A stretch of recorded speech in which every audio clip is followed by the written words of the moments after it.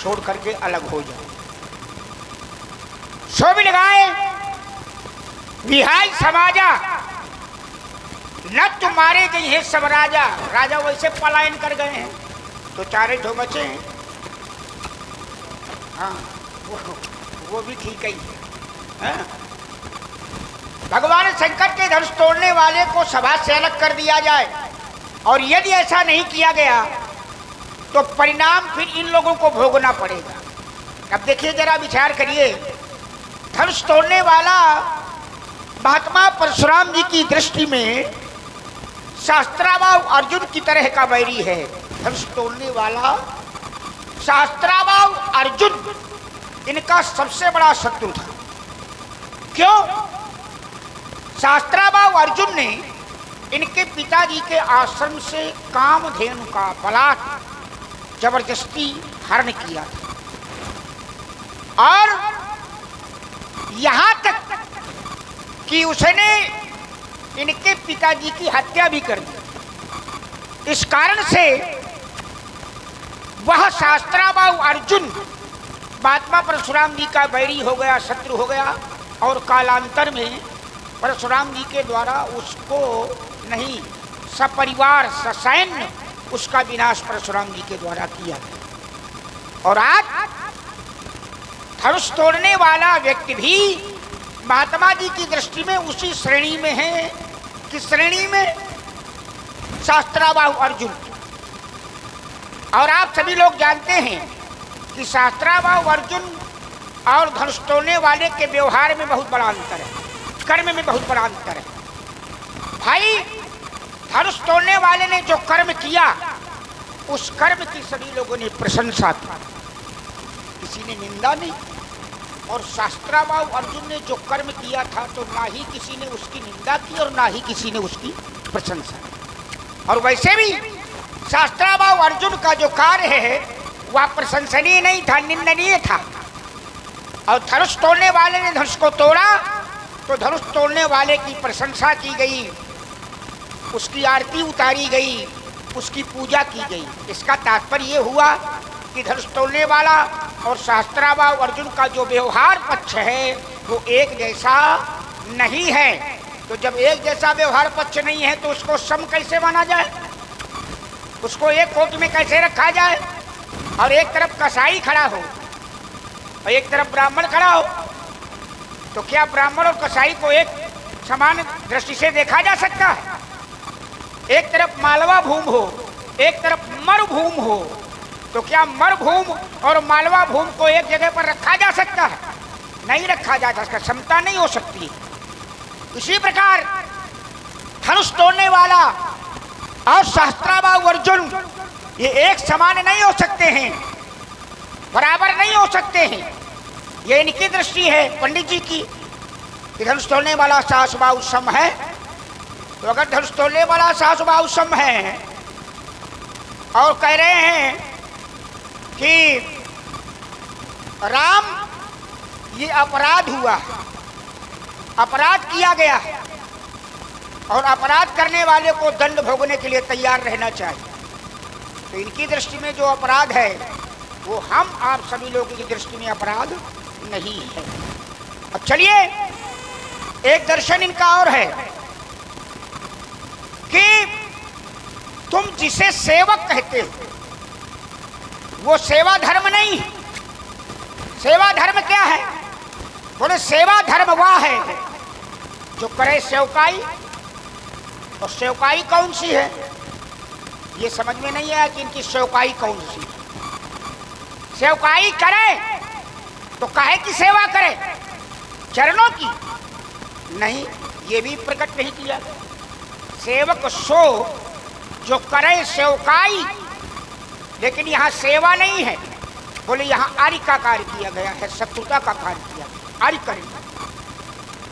तो जब आर्य करनी है तो करे लड़ाई, वो लड़ाई करे। और इनका ये धंधा रहा है पंडित जी का, लड़ाई वाला। जब से पैदा हुए आज तक लड़ ही रहे हैं और भी लड़ रहे हैं। और हर समस्या का समाधान महाराज लड़ाई नहीं है। भाई अगर हर समस्या का समाधान केवल लड़ाई हो तो लोग और कुछ जाने चाहे न जाने, लेकिन लड़ाई करना बहुत जाने। तो हर समस्या का समाधान लड़ाई नहीं है, लेकिन इनके पास चाहे वो भक्त बन करके आवे, चाहे सेवक बन करके आवे, कोई भी समस्या हो, उस समस्या का समाधान केवल लड़ाई, केवल लड़ाई। इसलिए हम कहते हैं कि लड़ो मत। अगर सामने से काम हो जाए, पहली बात तो लड़ाई उससे लड़ना चाहिए जिससे हम विवेक के द्वारा जीत सकें। काहे के द्वारा? बुद्धि के द्वारा। नाथ बैर कीजे ताहीसो, बुद्धि बल सकीय जीत जाहीसो। काहे का बल है? क्या हाथों का बल है? नहीं, बुद्धि का बल। अब अगर बुद्धि का बल नहीं है तो फिर उसके पास केवल एक ही बल है। अब वो बल कौन सा है? वो बैल बुद्धि वाला बल है ना। तो इस लड़ाई का परिणाम अनुचित है, उचित नहीं होगा। अब आप कहते हैं कि उसे सभा से अलग कर दिया जाए, तो एक चर्चा में आपके सामने रख रहा हूँ। धनुष टूटने की चर्चा आपने की थी, तो एक टूटने का प्रसंग मैं भी आपके सामने रख रहा हूँ। उस समय बहुत कम है, अल्प समय में ही सब कुछ होना है। तो यहां टूटा है भगवान शंकर का धनुष एक, और मैंने एक नहीं, मैंने तो बहुत धन ही बहुत धन ही तोरी लड़काई पर कबहू ना श्रीन गोसाई। ऐसा क्रोध आपको देखने के लिए नहीं मिला। क्या आपकी ममता धनुष के प्रति? यदि धनुष के प्रति ममता है तो देखो वो लिए जा रहा है। इसको गंगा जी में विसर्जित करना भला। गंगा जी बहुत दूर है, किसी नदी में निपटा दिया। तो हाँ,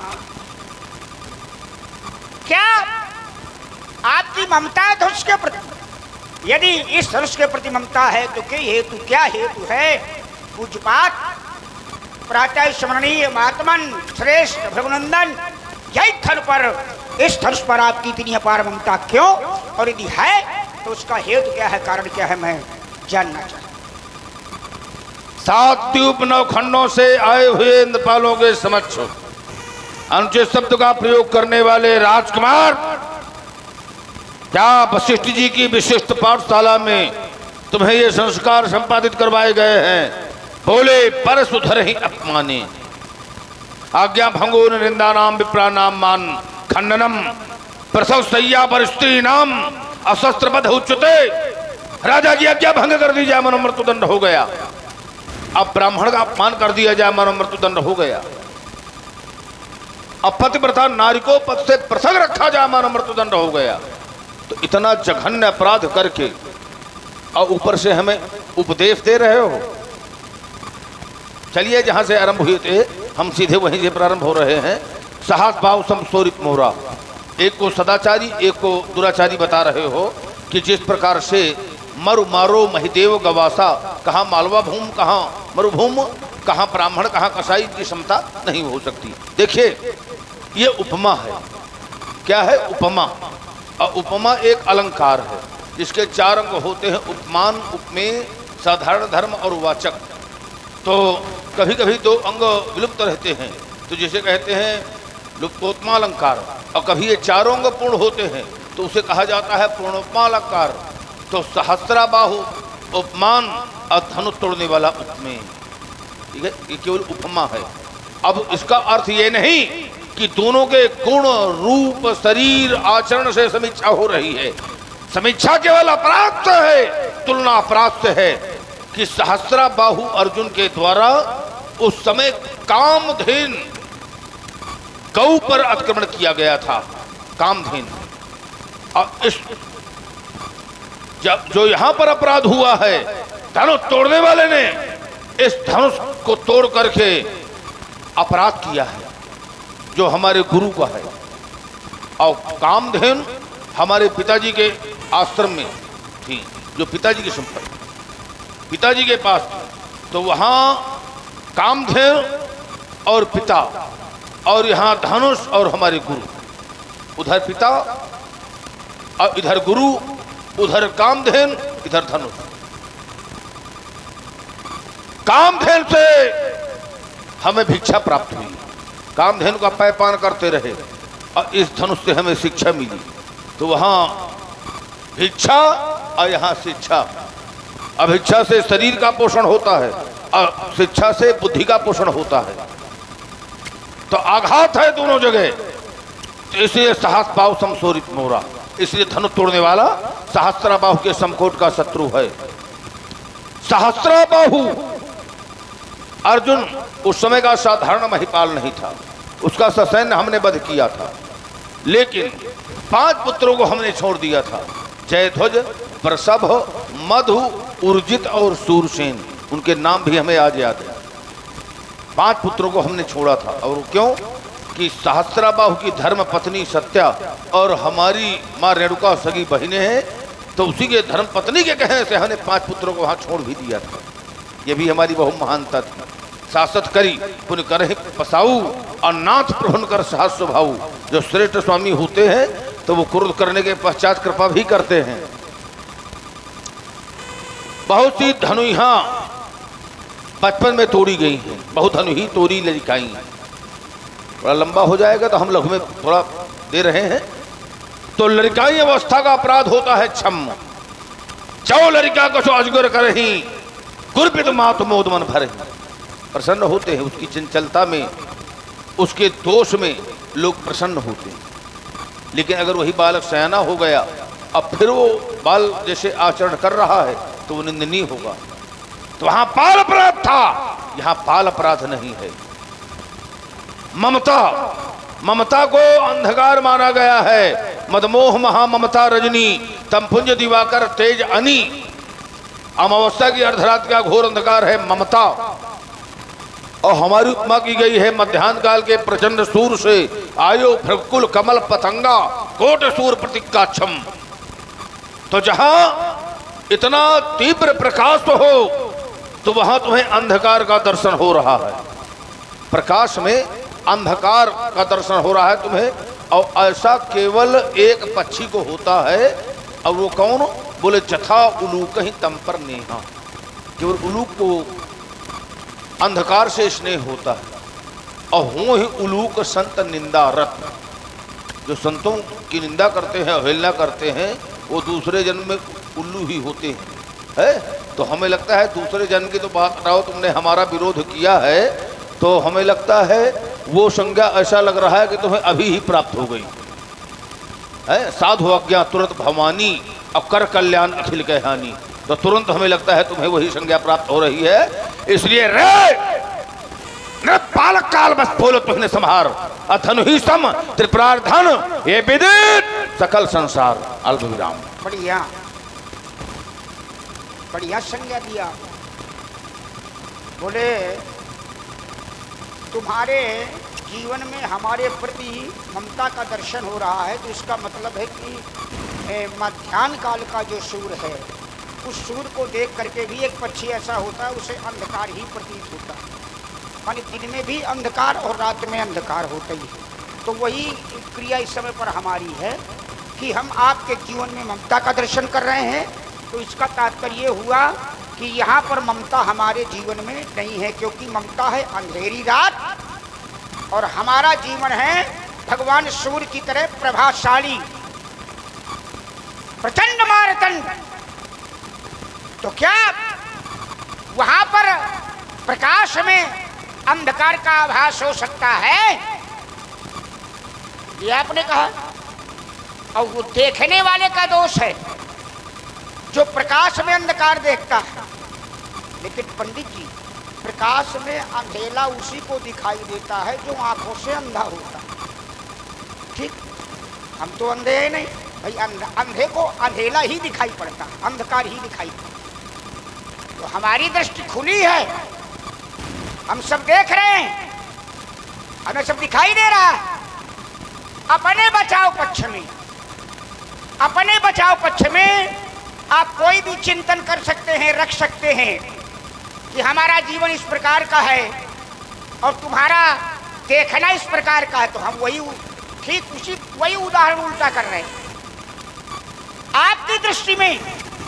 बोले हमारी दृष्टि ये है कि धनुष तोड़ने वाले ने धनुष को तोड़ा तो यहाँ पर गुरु का अपमान किया गया, गुरु की वस्तु का अपमान किया गया, गुरु के शस्त्र का अपमान किया गया। और एक बात याद रखना, आपने बताया कि कामधेनु के द्वारा हमें इच्छा मिलती, भोजन, और गुरु के द्वारा हमें शिक्षा मिली।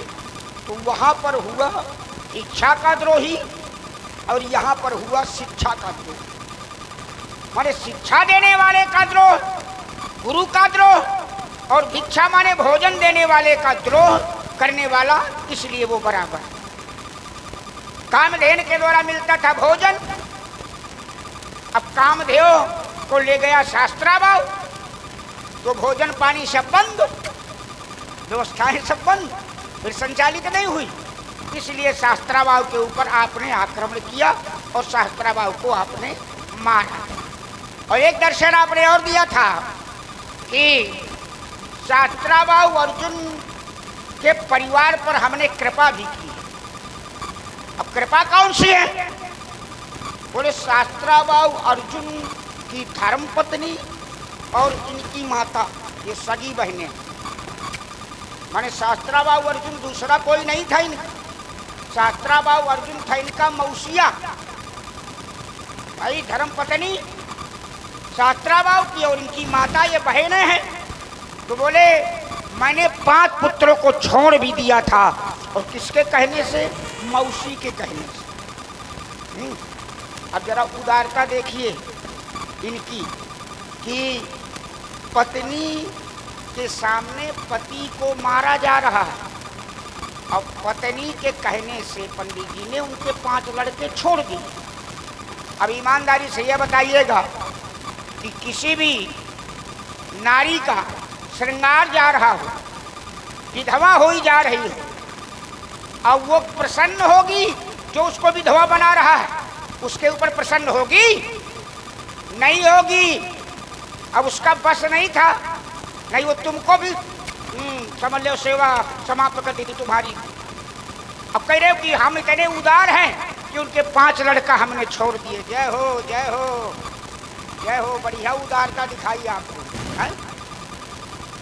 मतलब 5 लड़का छोड़े और मौसिया को निपटा दिया। देखिए उदारता, मौसिया को निपटाया, मौसिया के 5 लड़का छोड़े। किसके कहने से? मौसी के कहने से। संसार भर के झूठा मर गए लेकिन तुमको बुखार तक नहीं आया है। कैसी चर्चा रख रहे हो, कैसी बातें बता रहे हो? करे हमने, हमारी उदारता देखो, ये हमारी उदारता है। हम जानते हैं कितने उदारवादी हो, अब कितने उदारवादी रहे हो, ये आपकी उदारता से हम पूर्णतः परिचित हैं, ज्यादा बताने की आवश्यकता नहीं है। क्या करे हो? संभाल करके बोलो, संभाल करके। हम संभाल के बोल रहे हैं, संभल के बोल रहे हैं, संभाल के और संभल के हैं?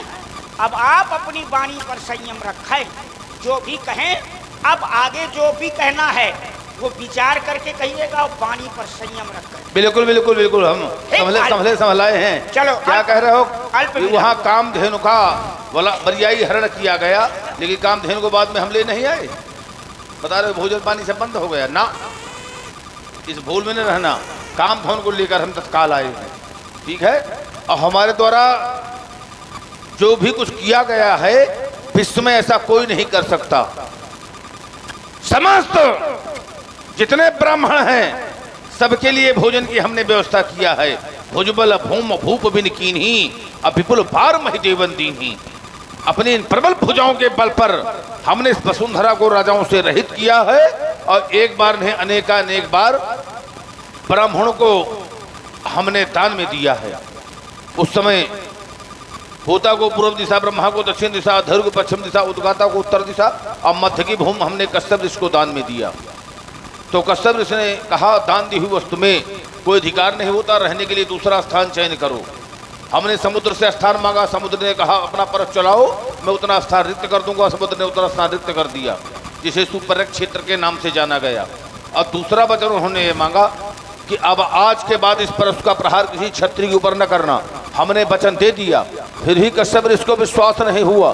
तब उन्होंने इस परस से कहा कि अगर इन्हें ध्यान न रहे, भूल से तुम्हारा प्रहार किसी छत्री के ऊपर कर दें तो तुम ध्यान रखना, तत्काल कुंठित हो जाना, और इसीलिए हम तुम्हें छोड़ रहे हैं। ठीक है, हाँ, ये कारण है। तो हम बिल्कुल संभले संभलाए हैं राजकुमार। अब देखिए, संसार में नियम रहा है कि जिसके द्वारा जैसा किया गया है उसे वैसा परिणाम मिला है, चाहे जितना बड़ा कोई यशस्वी हो, चाहे तपस्वी हो, चाहे तेजस्वी हो। सहस्राबाहु ने उस समय दैवी संपदा में आघात किया था। कामधेन देवी संपदा, धनुष भी देवी संपदा, वहां भी देवी संपदा में आघात हुआ और यहां भी देवी संपदा में आघात हुआ।